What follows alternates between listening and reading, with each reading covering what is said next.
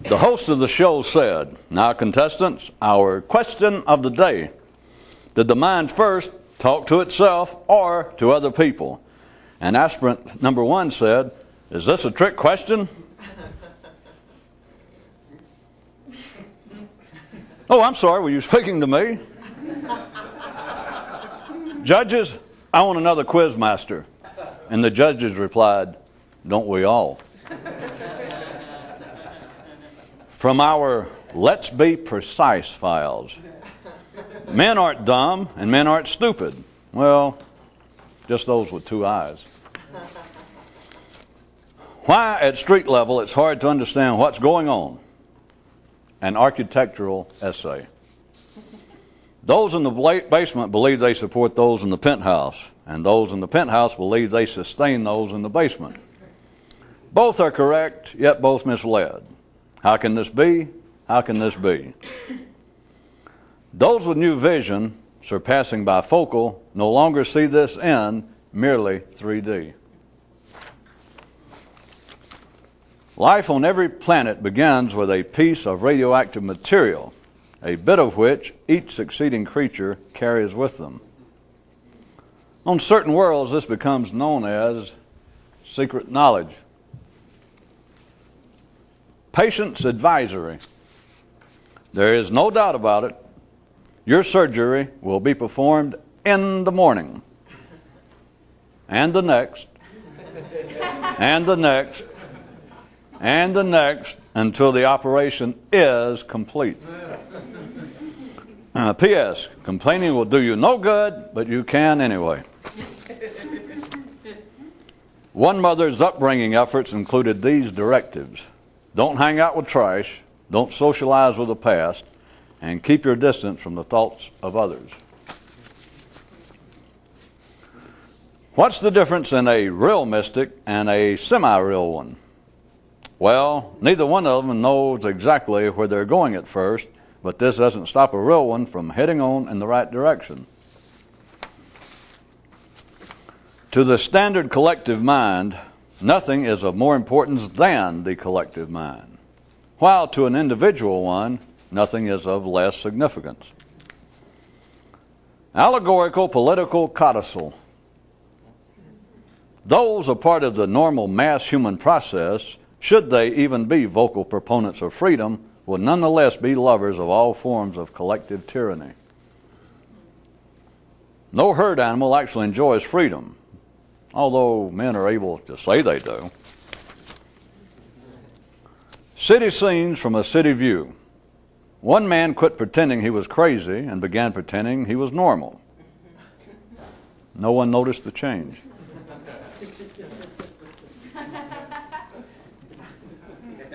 How to save yourself some time. Anyone your own age or younger doesn't know any more than you do. And anyone older than you won't tell you the truth about anything they do know. So be sure and look for someone who fits neither of these categories. One man's funny business card read, "The dead are most eloquent since they don't have to speak." The relationship between the secret knowledge men so love to dream of and the readily available sort is the same as the relationship between the obvious and the obvious. The national and American leagues of local conditions. The world is divided into two types of people. Those who believe that life said, the check's in the mail, and it never arrived, and those who, when they received no check, believed that they must have misunderstood what life said. And then there are those few who, when they have nothing better to do, lay in wait for the postman. Now, play ball, y'all. An up-to-date kind of guy. A non-metered human interest story. After hearing the many comments regarding the power of the mind, one guy, in an attempt to make himself feel better, began to periodically say to himself, "Why don't you just go ahead and feel better?" Then one day his body spoke up and said, "Why don't you address your comments to the proper source?" and the guy was completely thrown for a postmodern loop. Okay, query. If you can't depend on collective wisdom, then on what can you rely? Well, this much should be clear. Take collective wisdom off your list of possible answers. When? An unrhymed scientific survey. When men don't know what else to do, they'll get depressed. When men don't know what else to do, they'll get frightened. When men don't know what else to do, they'll get angry. When men don't know what else to do, they'll get drunk. And then there's always this one little group of men who, when they don't know what to do, will go out and discover what to do. Well, I say, Professor Bernhardt, that is unprofessional of them, wouldn't you say? Why don't they then share their findings with the rest of us? I'm not quite sure how to break this to you, Dr. Weinstock, but methinks they already have. No. Yes, I'm afraid so. And more than once. No.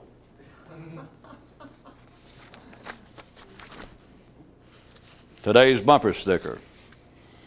Men don't cause problems, life does. But since men can't do anything about life, they take it out on one another. Beep, beep. Why the trafficking of human progress is hard to discern from a roadside stand. Local evolution has taught everyone not to play near the highway, except for dogs, possums, and men. Beep, beep. From this week's new dictionary, this new definition: civilization, the local metaphor for progress. Trying, a poem. Trying to be careful can make you be clumsy. Trying to seem hip can make you seem square. Trying to look mean can make you look wimpy, but trying to be stupid will always work.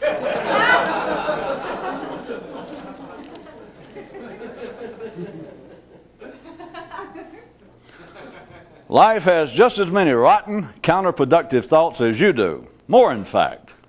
Which accounts for all the rotten, unproductive acts you see around you. But hey, Saint Sensitive de la Precious, life always overcomes it. Would you care to look at it from a view less emotional? When you continually have 6 billion thoughts at a time, as life does, you can tolerate a number of disruptive ones. Don't suppose that offers any info that might be personally useful. One day, the mayor of one city proclaimed, "For the young, morality. For the old, goat gland injections."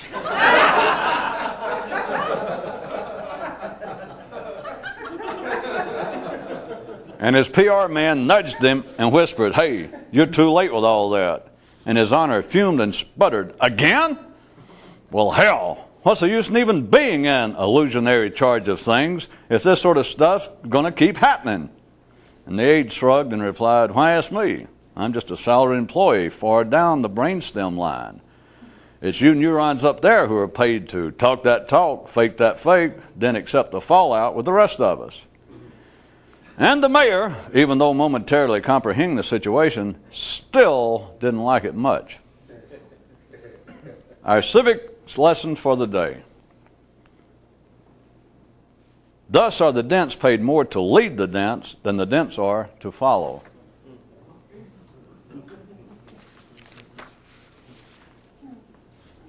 A man who can smile while being executed won't be executed.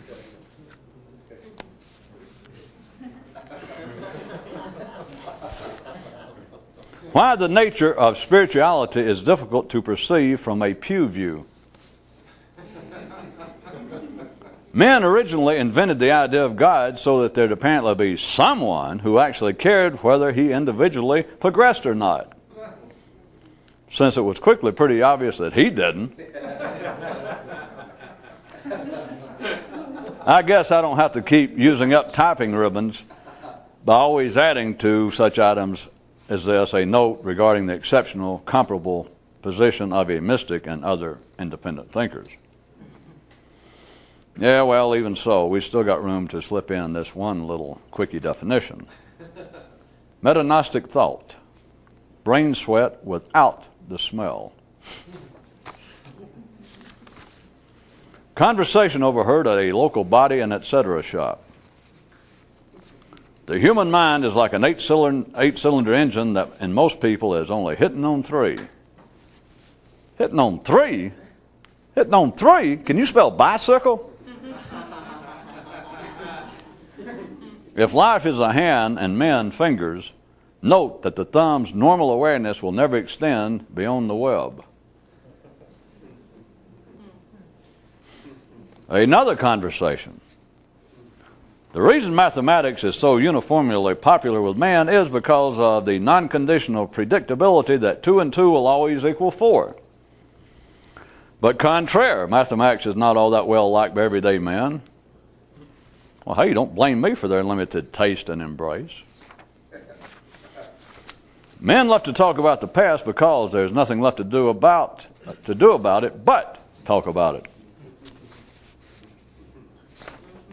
Okay. Then there's another difference between a real mystic and a half-assed one. Well, okay, what is another difference between a real mystic and a half-assed one? Well, neither one of them knows exactly what to do first, but this doesn't stop a real one from making the right efforts. Secret knowledge and essay.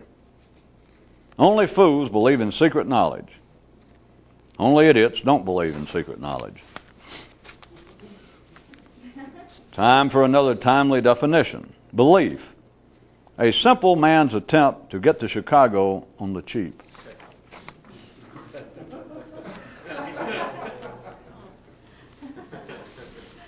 Thank you, cattle lovers.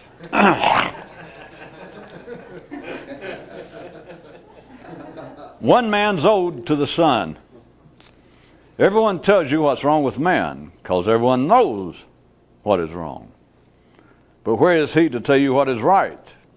Or is it that we simply don't hear? Insert network break and local promos and commercials. Now back to regular programming. Yes, there is still something lacking in man. More manliness. Fair is fair. While you stepped away, life took up for you. Seemed like you could return the favor. Today's cheer for all the fans in the West stands. Who invented staring? The stupid! And who invented the stupid? Staring! Yay, team! Once you realize that everyone who enters through Gate C must likewise exit there through, and further come to realize that no one actually enters through Gate C, then your understanding of the stadium's layout is dramatically altered. Yay, for the better, I assume. The finger of politics and subservience again allegorically poked in your eye. Since local conditions are the supreme colonial powers, would you care to consider just what that makes us?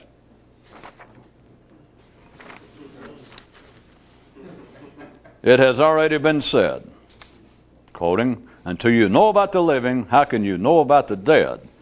But carry this further and ask yourself, how can you know about nonsense until you know about you?"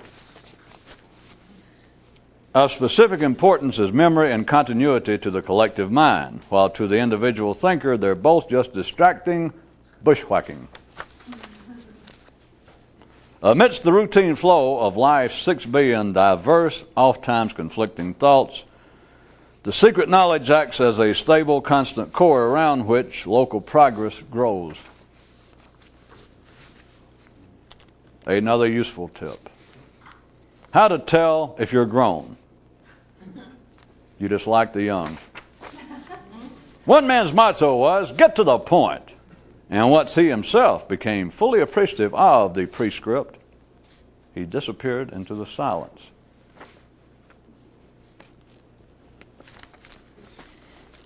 regarding the correct answer to the question of which has the greater power, the mind or the body, non-thinking creatures have no preference, and the thinking ones who do have the wrong one. Okay, all right, let's be fair to all concerned. If people did quit debating the obvious, civilization would fall apart.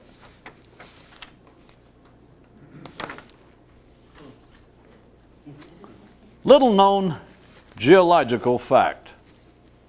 Men invented waterfalls after pretty much getting their fill of the nonstop running of their minds.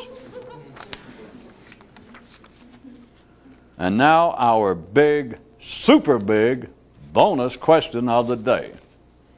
Just how stupid can a man be? From our Some Things a Mystic Won't Tell You files. Existence is even weirder than the weirdest civilian mind has ever imagined. Don't tell them I told you. As to the question of what directs and controls life, ordinary thoughts' choices are limited to God, nature, fate, government, conspiracy, or secret knowledge. There are, however, several better selections not included on this list. Unbeknownst to the ordinary people around him, one man engaged in an extraordinary internal judicial process whereby, whenever his mind would plead unavoidable circumstances in an attempt to exculpate itself from some unworthy act of thought, he would give it the briefest of hearing and then pronounce, "Fry the bastard." Well, didn't anyone hear it? The super big bonus question is, just how stupid can a man be? Now, wait a minute. Is it because no one wants to hear? Today's new myth. On this one world, men dreamed of a lost mine wherein would be found a miraculous ore. One man discovered it, and to assist those others interested, when he returned, he lied about it. Although life is pretty simple, it takes a complex consciousness to realize it. A true mystic has but one tradition. Keep going. On one world, men dreamed of a lost mine wherein would be found a miraculous ore. One man discovered it, and to 8 others who were likewise interested, when he returned, he lied about it. That's right. Keep going.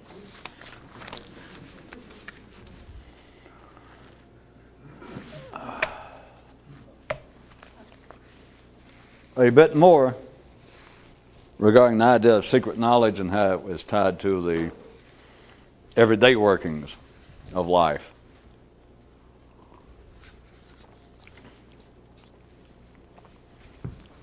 As everyone knows, this planet from pole to pole, from east to west, is amply supplied with myths, oftentimes called religious reality and truth, but myths, stories, tales, theories that either directly or even they proclaim literally or allegorically seem to represent someone's idea of the nature of existence, the nature of life. The ideas and the stories, such as religions themselves, looking at it as a more collective version of it, seem to be so diverse and so oftentimes in conflict as to even lead the simple-minded to believe that religious wars are about religion. But that's another story. We've already covered that for those of you with a short memory.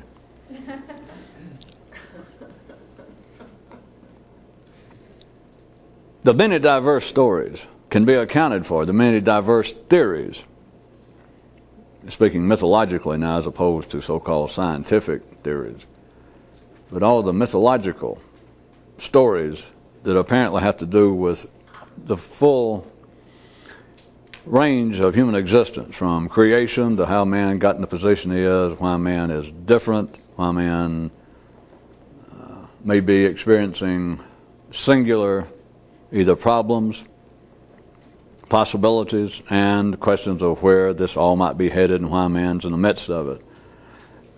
They looked at from a quite simplistic, literal level. It would appear that there are stories that are not only diverse, but sometimes in apparent conflict. But when you consider that life is constantly running at the intellectual level, it's constantly running a process of 6 billion thoughts at a time, it is easy to understand. Once you understand that, once you comprehend that that is a fact, although you would be hard-pressed to defend it in a scientific court of law, once you understand that, then all of the attempts for people to put together our religion, the attempts for people, which has been going on for years and years and years, to say that all religions or even that all myths in some way have a central core, which we're not denying that, but then they cannot convince anyone else. There is no way to linguistically, there is no way to logically, there is no way, period, to take the ordinary, polarized, partisan-driven mind and to show it how two apparently conflicting theories, myths, approaches to explaining what life is, how two of them that just on the surface are in conflict, such as religion. One religion says there's only one God, and it's Bruno. And somebody says, oh boy, could you be less correct? Her name is Elizabeth. And you think, well, there's no way that we'll ever reconcile this. And after that, it grows into absolutely conflicting rituals and traditions. And all that they can be left with is that kind of theoretical idea that there is somehow a common core to all of this. The common core is that life is thinking it all. The simplistic difficulty, or the difficulty of ordinary simplistic minds is when you do not understand that there is one source for it all, there is no explaining it. Which, if you can see it, is where the simplistic or the literal-minded, quote, went astray, missed the boat with the idea of God to start with. Because the idea of God was that He is absolutely in charge. That was at least in the West, post-Greek. As man became more and more civilized, as man became more and more driven by the mind, the idea that the gods did share some human traits, that is, of being unpredictable, unreliable, even contradictory in their actions and their moods and their urges. Simply understand, it's not to say when I say before things went awry, I just being funny, it's before they changed. Although there are still people on this planet, it has to do with what time zone and the evolutionary scale that a group of people in which a group of people are living. There are still people on this planet whose dreams, the least civilized. Today, there's still pockets of people, sizable numbers, who still have ideas of naturalistic. In the West, we'd call it naturalistic religion, that the gods are in some way actual nature, that they are, if not nature itself, they're exemplified by nature, by the change of seasons. It's not that hard to understand. You don't have to be an anthropologist, and you don't have to take anybody's word for it. If you can think, you understand that you can put your own nervous system in that position that if you were fighting for bio-survival every day, you've got to believe that there's help from without. To you, it seems obvious, because if it does not rain, the crops can fail and you can die. If it's not the right temperatures, the forest, if you're living there, can begin certain plants to wither, certain animals can disappear, and you're out of luck. And so there seems to be a certain kind of caprice going on with nature, and therefore if your idea of the myths of creation and what life is about are tied to nature, thus looked at like one step beyond that or one step above that in the West, we could see as the Greek and partly the Roman idea of mythology, that the gods themselves then were no longer simply changes of seasons and nature itself, but they began to put actual names on it and described it. There's gods and goddesses, and some of them are married, and one of them's tall and red hair, and one's a short guy. But they were not predictable. They were not totally superhuman. They were given to the same kind of whims and conditional behavior as man. But then to take it one step beyond that, which is not just a matter of chronology, but if you take it one step beyond that, that was the next step. And in the West, that would seem to be the breaking point between mythology and Christianity. And tied to it, of course, the Judeo-Christian, they like to say, the Judaic Christian tradition. But Christianity was like the big break that, hey, no, there is no caprice. The Jews started in the West, more or less, that, there's one God. And he does not take any crap, and he does not get drunk. He does not, suddenly try to get your wife or come down and, sponge off of you and move in and run up your phone bill and stop up your toilet. It was not just Christianity or Judaism. I'm just using the historically now recognized. But you understand, then it was that there is something predictable outside of man.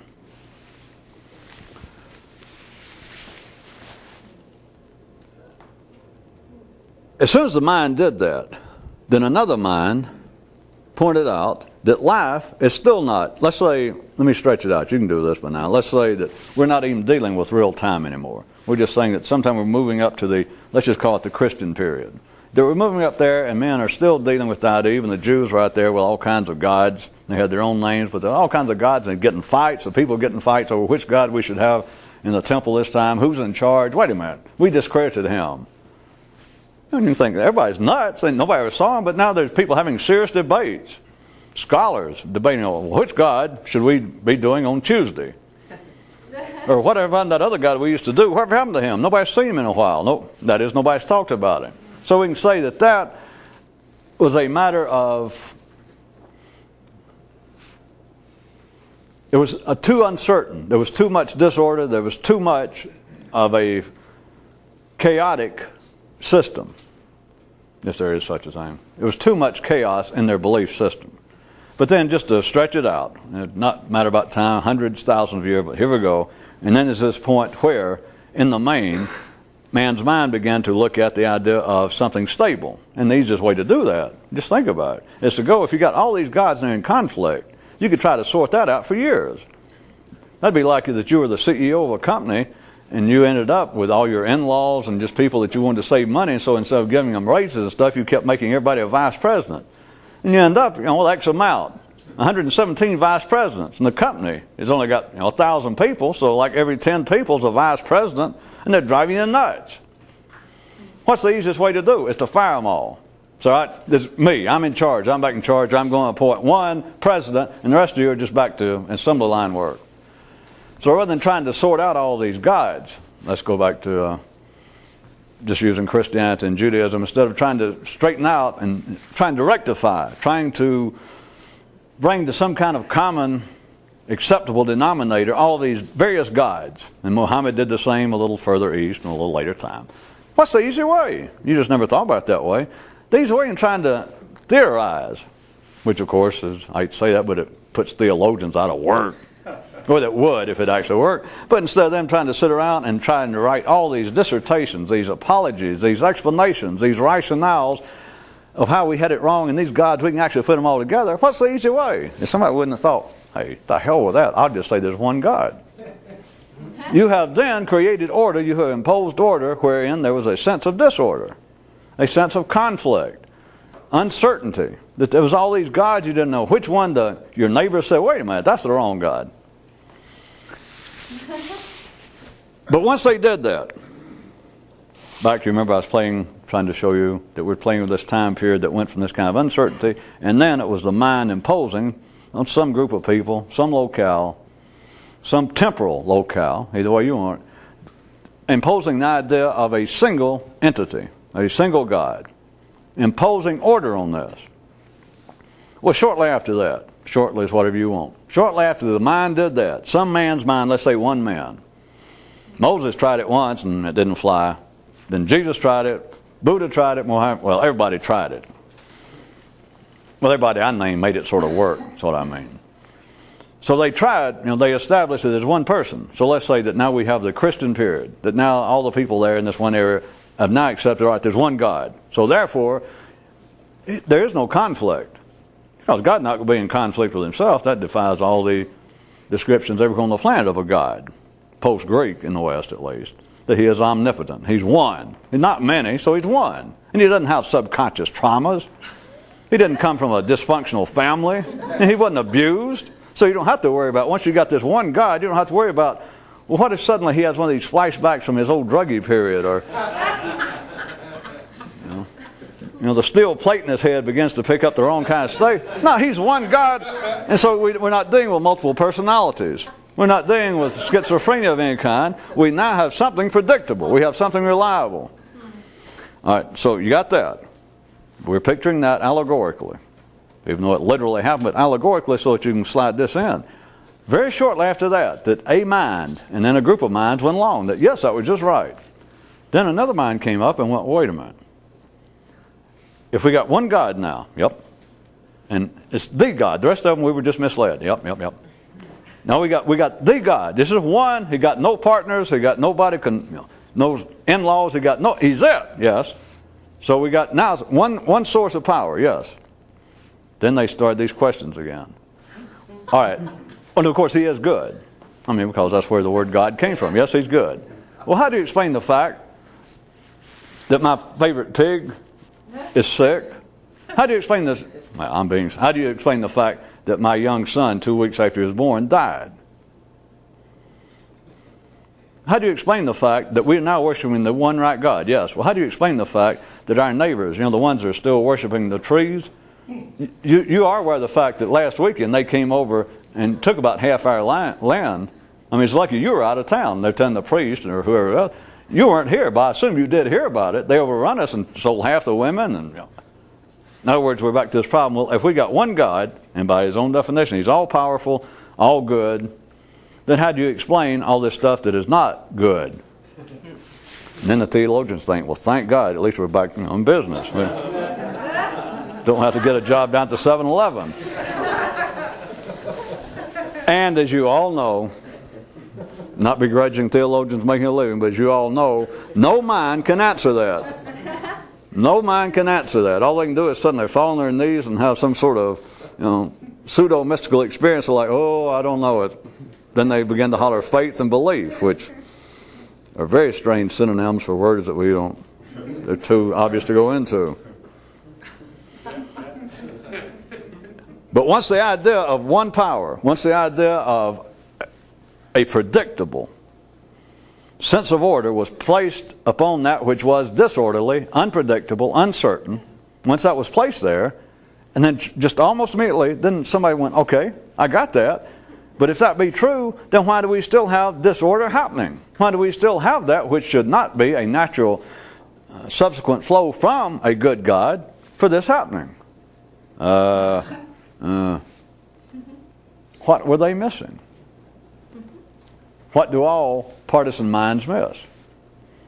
They miss the fact that the most rotten, disruptive, despicable, unproductive thoughts you ever had, life's had just as many. More! Because life's had everybody's thought. But see, life, as opposed to some individuals, not all individuals, but some on the basis of the ones being rotten and unproductive, contrary to them, life overcomes it. There is your explanation. There is, once you see it yourself, there is nothing to be said after that. Once you understand that life constantly is having 6 billion diverse thoughts. Strike diverse, I've been refraining from giving you the adjective or saying many and diverse unless I had something specific in mind. Life is having 6 billion thoughts continually. Doesn't take time out. It has 6 billion thoughts. Some of them are rotten, yucky, deplorable, unworthy, unproductive, counterproductive. But it's got 6 billion. And when you got 6 billion, you can tolerate, you can absorb a certain number of yucky, rotten, unpredictable, counterproductive thoughts. Beyond that, explaining all of that which your major theologians, at least the ones who wear suits and ties and have some kind of phony degree, as opposed to them being incapable of even coming to grips with it. There's your explanation. But on top of that, as a bonus, at no additional charge, once you realize that, then it might strike you, as I asked rhetorically in the news item at the tail end, might there be something useful there that a person could individually use? And the answer, of course, is Akron. I mean, yes. Well, I was having 6 billion thoughts, and I picked out the wrong one. 2 S's and 2 R's in the word. Well, that was another one. What would happen if you could have 6 billion thoughts? Any sane person hearing this, of course, having only 2 thoughts, they see it as one, but they're having 2. They would go, my God, I thought this whole program and everything that's been going on the last time I saw, I thought this was a little crazy, but this is not a little crazy. This is humongo crazy. Thank you. No need to send flowers.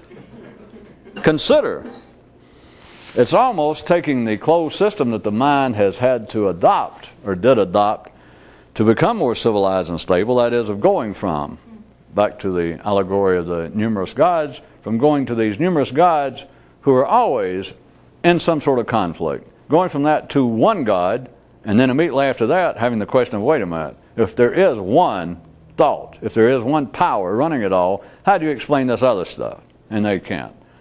If you went from that a little bit further, you could almost, as the old news item that I keep trying to drag out, of like a carousel with a rocket up its ass that turns into a kind of spiral, or any other picture you can come up with yourself that transcends a 2-dimensional or even a 3-dimensional running in circles.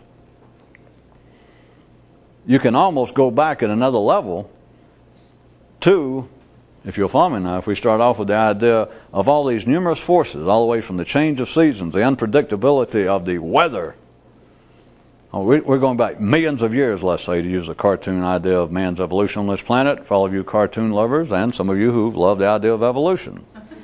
Some of you not enough, I might add, but hey, it's not my business. We start off at the area where there are a multitude of apparent forces, gods, nature, and as long as you've got more than one, the more you add to it, the more you have got. Not just the possibility, but ultimately the reality of conflict, of the unpredictable.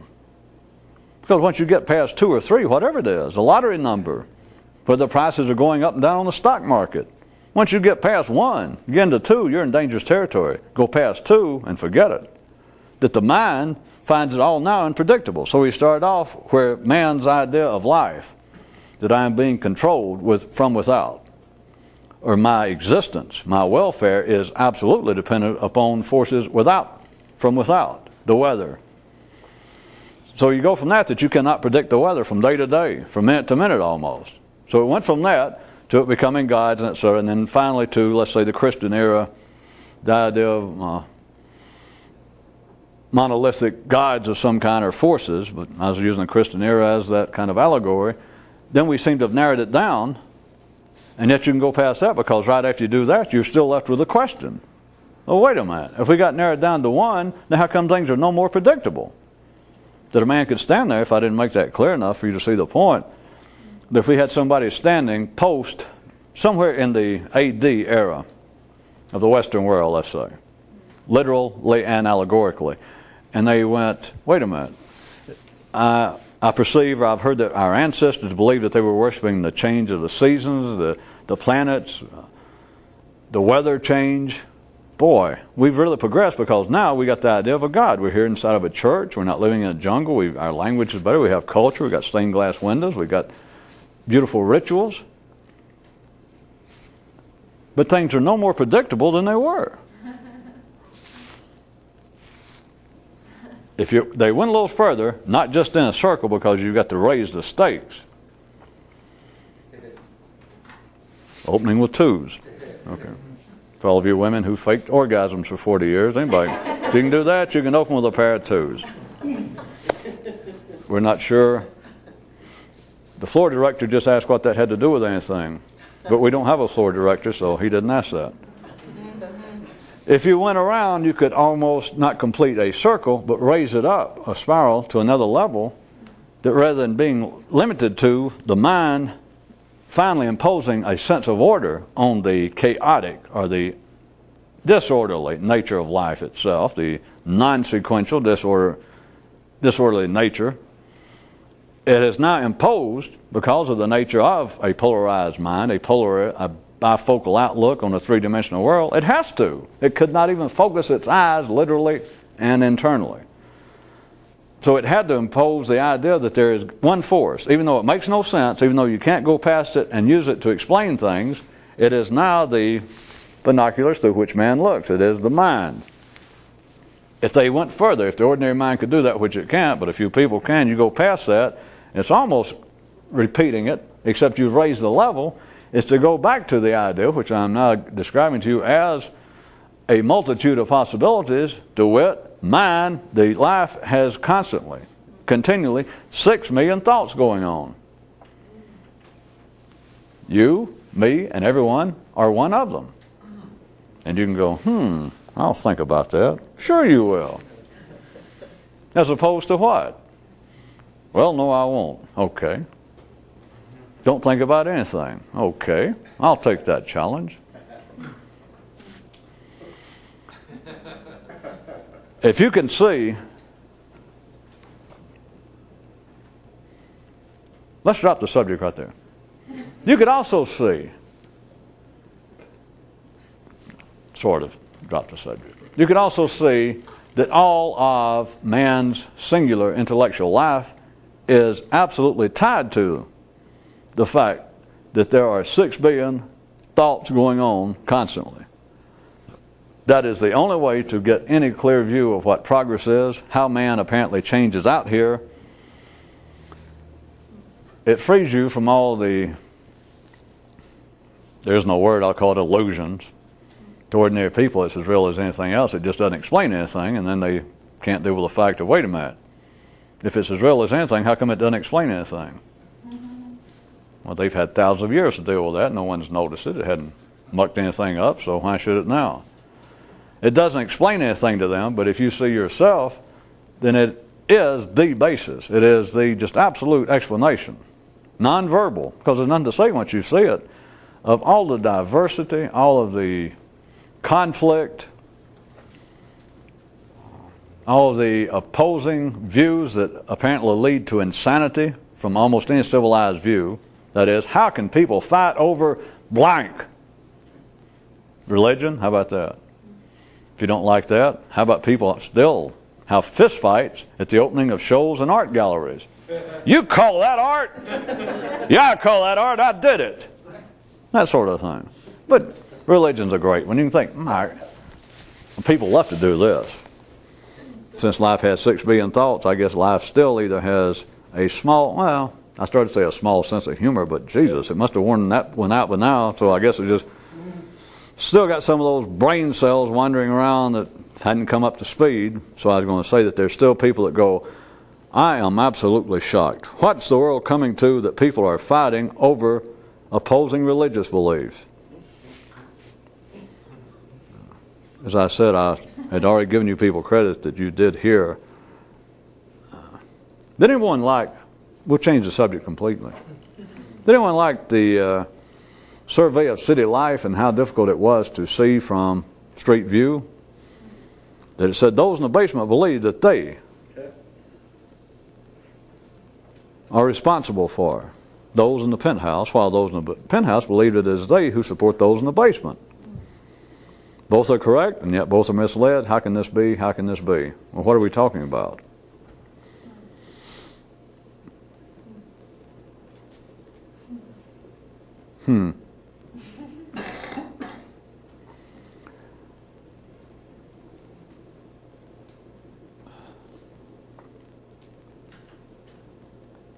If you see that life is having 6 billion thoughts at a time, and it is nonstop, then the idea, the very ideas, the verbal ideas of conflict, of opposition, and etc.,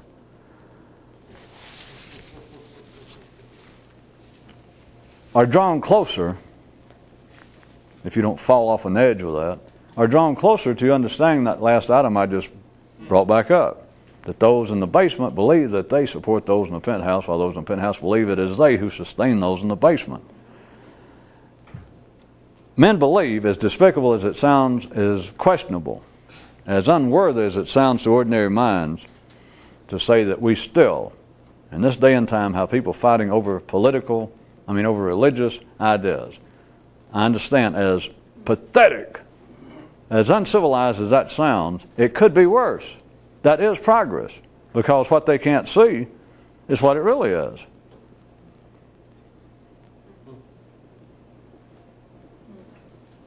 Nobody's going to encourage me to, come on. It's not all that shocking, but people now, this is progress at street level. That men are now fighting, or men are still fighting over political ideas. We have Christians killing Jews. We have Protestants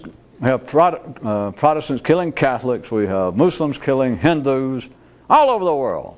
People with college educations. Film crews there from the major networks showing these men. It turns out that they identify, there's Dr. So-and-so, professor at a college, and he's out there and his hair blowing in the wind. He's got a firebomb. And he's screaming, and you think, my God, is the world gone mad? Oh, you insightful social critic, you. Do you realize it could be worse, though? That is progress. And yet the ordinary mind would go, well, that's not progress. That's regression. At least this one little pocket here of these people, they're fighting. These supposedly decent, civilized people fighting over religion. They're not fighting over religion. What are you, an idiot? But it's progress. But you just said it seems like involution. Yes, it does. But it's better than reality. It's better than the cold point blank of reality. There's no such thing as religious conflict. You people are losing your mind. There's no such thing as religion. How do you figure there's religious conflict? It's moose fighting over territory. But they're dressed up in suits, and instead of calling themselves type A mooses and type B mooses, or the northern mooses and the southern mooses, they say, no, I'm a Catholic.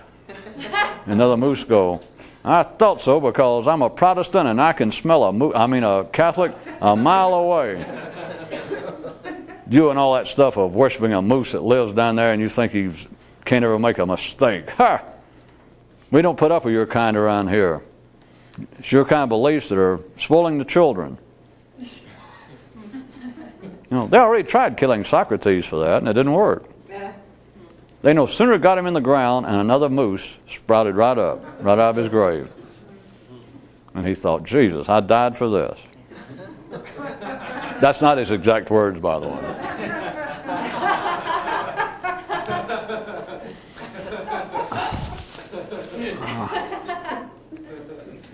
Try one more time as long as we're at the end.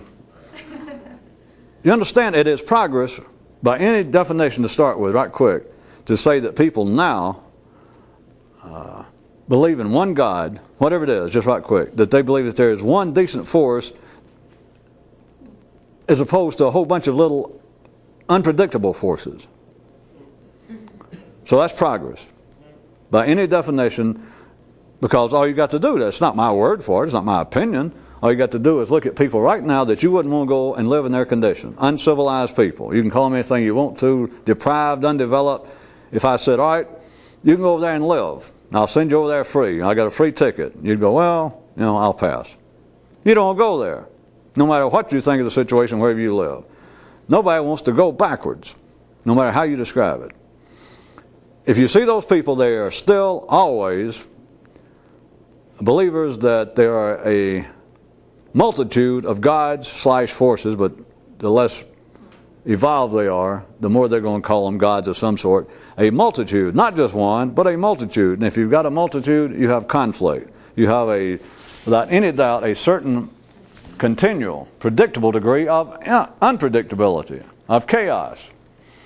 So without any doubt, if you can see it, it is progress even at the ordinary level, to go from there, because it goes hand in hand. You find civilized people, people who are more evolved at the ordinary civil level, civilized level. They will be down to the point now that they have one God. It doesn't matter who, they got one God. Even if the people are not religious individually. Their society, their nationality, their culture will be based around the idea of one God. That is just hand in hand with going to a quicker time zone, a more advanced time zone. So that's progress. But then, it would be fair to say, it would be logical, it would be acceptable to say, well, wait a minute, that is progress, but now we have that within the same groups of people you're describing. The civilized areas of the world. We're talking about Western Europe. We're just talking about these civilized areas, the majority of this planet. Right now, there are battles, middle-sized, semi-middle-sized, and a large number of them, probably more than 50%, are allegedly based upon some religious dispute. So, your mind, if you were just looking at this, you would be well within your reasonable, up-to-date rights to go, well, although that was progress to get to the point of all these different groups have got one God, something's going crazy here, because now they're going backwards. Because now they're acting uncivilized, they're killing people. And you're saying, they might think I was saying, you're saying that it's more civil to be killing people over the fact of whether you're a Christian or a Jew or a Catholic or a Protestant than it is over killing people because you're the, Ubangi tribe or you're the such and such tribe. That you're just two tribes out there and you're just fighting, nobody knows why. Or it's like, well, many generations of moons ago, the tribe over here, tribe A's great-great-great-great-grandfather killed my great-great-great-grandmother's pet goat. And you can go, boy, how crude, But follow it. The mind now can say, this same civilized mind, go, wait. Then it could think that I was trying to say this. It could say, you're saying that just because they're fighting now and saying, well, I'm fighting these people across here because they're Catholics or because they're Jews or Muslims. You're saying that's progress, and it's not progress. Right? Wrong. But it is progress. Because they are at least not saying what it actually is anymore. You cannot say what things are and how civilization hold together. Not that it's a mistake, it's just a fact. Civilization is built on words. Remember, I gave you a new mathematics for those of you who like math. 0 was the definition. That is civilization with the talk taken out. Because you take out the talk and there is no civilization. I mean in the fullest sense of the word, there is no progress. There is no nothing. We would be back to not having to defend, that is, explain why we're killing each other. We'd be doing it, we'd have more time to do it. We wouldn't have to be saying, well, I'm killing you for your own good because you're a Catholic and we got way too many Catholics and you guys worshiping the wrong God, so I'm going to have to kill you. That takes a lot of time. That burns calories. You could use those calories to kill somebody else without having to talk to them. So it is progress.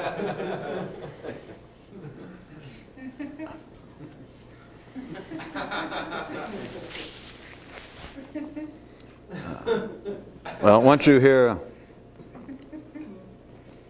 small payoff for 58 minutes, isn't it? That was worth it. No. Well, once you begin to hear that, then you can also hear within yourself, or you have your own understanding of the terms you hear around here that I've been using, a point blank or the obvious. That's easy to say because ordinary minds can hear that and infer that it means, well, we're just blinded or don't have the great revelations from some God or some mystical system. It's the workings of the mind itself.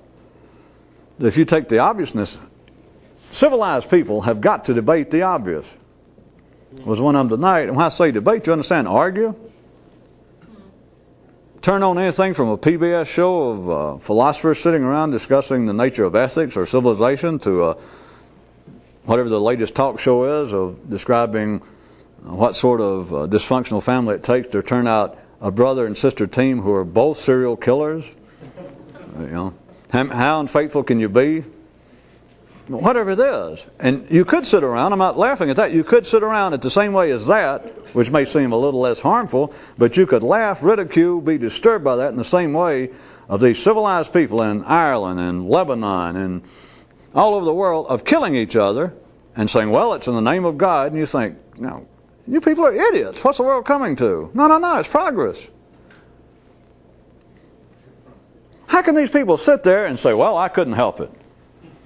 No. I had to beat up women because I finally got hypnotized and I put in about 10 aspirins in a 7-Up bottle and 7-Up and shook it real strong when I was down in Alabama, and I passed out after I drank it, and suddenly the memories came back to me that I had an uncle one time that told me I was adopted, and if I ever told anybody that he'd come find me and do something despicable. And I think he meant sexually. So now I understand. And you can say, that is ridiculous.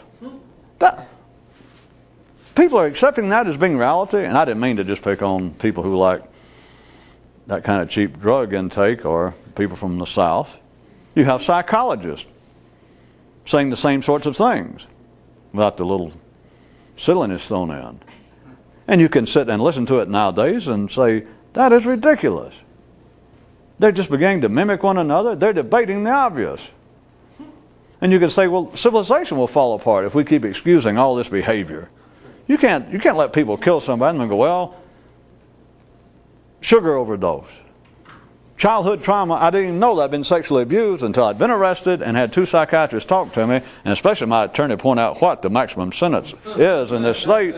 And suddenly, by God, I do remember I was abused. You could sit and look at that nowadays. It's nothing in particular. I know that's just one of the popular ones. You could say, we're going backwards. We can't have civilization hold together like that. Sure we can, as long as they're talking about it. And you can say, well, it's obvious. We can't. It's obvious the guy's lying. It's obvious that he didn't cheat on his wife because he ate too much sugar or because he found out his grandmother didn't marry his grandfather, and it upset him so much that he could never be faithful to his wife again. Come on, that's a bunch of crap. There's no such thing as a bunch of crap. The man said it, and you can go, it's a bunch of crap. We got civilization working. You're providing one cylinder. You're providing one molecule in the gas tank then. You're one thought out of the 6 billion. Because you can say, well, men are discussing, even civilized men, it's nothing new, but you can say civilized minds and men are arguing, debating, discussing, questioning that which is just obvious. What's wrong with us? We're civilized. How can they fight over religion? You idiot, they're not fighting over religion. They say they are. That's why it's more civilized.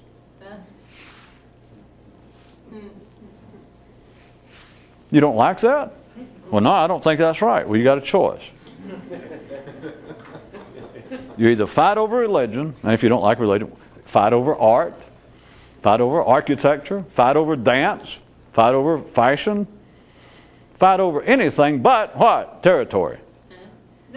Fight over everything except I'm a moose and you're a moose, and this here town ain't big enough for 2 mooses. You get out or you're going to be a dead moose. That day is gone. Well, it's supposed to be, because now you go, are you a Catholic or a Jew? The moose says, I'm a Muslim moose. Now you can get into it. You can either fight, or if you don't actually fight, now you can be, it's a side road of being civilized, you can debate it.